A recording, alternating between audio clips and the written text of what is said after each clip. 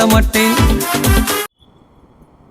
அன்பான தெய்வ பிள்ளைகளே, நம்ம மேல ரொம்ப அதிகமான ஜெப பாரங்களை கர்த்தர் இந்த தடவை நம்ம மேல கொடுத்திருக்கிறார் இல்லையா? எப்படி கொரோனாவுக்காக சபையாக விசுவாசிகளாக ஒன்று திரண்டி நாம் ஜெபித்தோமோ, இனி வரக்கூடிய காலங்களில் வாலிப பிள்ளைகளுக்கு, வாலிப தலைமுறைகளுக்கு பாதுகாப்பு அதிகரிக்கப்படும்படியாக நாம் ஜெபிக்க வேண்டும். காரணம் என்னவென்று சொன்னால், சூழ்நிலைகள் மாறி இருக்கிறது, நிறைய காரியங்கள் மாற்றப்பட்டு இருக்கிறது. அதனால தான் ரோமர்ல பவுல் எழுதும்போது அந்த ரோமர் 13ஆம் அதிகாரத்தில் 5ஆம் வசனத்தில் அவர் சொல்லுகிற அந்த வார்த்தையை நாம் கவனித்து பார்த்தால் அதனுடைய வழியுடைய இயக்கங்கள் உங்களுக்கும் எனக்கும் புரியும் என்று நான் நம்புகிறேன்.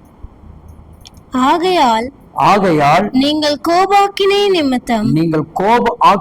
நிமித்தம் மாத்திரமல்ல மனசாட்சி நிமித்தம் கீழ்ப்படிய வேண்டும். அல்லேலூயா.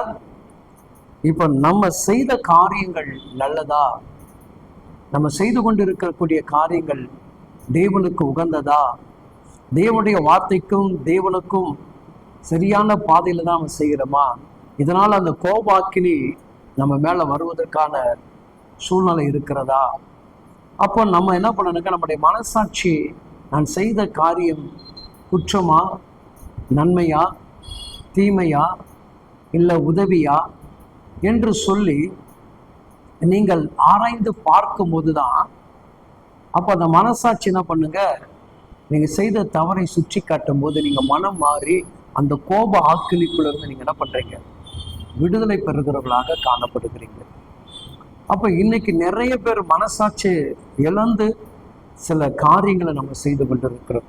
சில ஊழியர்களும் சில சபைகளில் இருக்கக்கூடிய விசுவாசிகளும் நிறைய கிறிஸ்துவ பிள்ளைகளும் நம்ம என்ன பண்றாங்க, தேவனுக்கேற்ற நல் மனசாட்சி இல்லாதவர்களாக நாம் இருக்கிறபடினால்தான் தேசத்தின் மீது மிகப்பெரிய கோப அக்கினிகள் வருகிறது. நம்ம உண்மையிலே நல்ல மனசாட்சியோடு நம்ம இருப்போம் என்று சொன்னால் தேவ சித்தத்தை புரிந்து நம்ம என்ன பண்ணுவோம், ஒவ்வொரு காரியத்தையும் நம்ம செயல்படுவோம். படிக்கக்கூடிய பிள்ளைகளுக்கு நல்ல காலேஜ் கிடைக்கணும், நல்ல பள்ளிக்கூடம் கிடைக்கணும்னு சொல்லிட்டு ஜெபத்தோடு நீ கடந்து போகும் பொழுது அதே எல்லா காரியத்துல நம்ம என்ன பண்ணுங்க, அப்படிப்பட்ட குணம் உள்ளவர்களாக இருப்போம் என்று சொன்னால் வரக்கூடிய இந்த கோபாக்கினிக்குள் நாம் தப்பித்து மனசாட்சி நிமித்தமாக மனமாற்றம் அடைந்து கிறிஸ்துவுக்குள் பிரியமாக நம்மளால் வாழ முடியும். வாழ்ந்து பாருங்கள். கர்த்தர் உங்களை ஆசீர்வதிப்பாராக.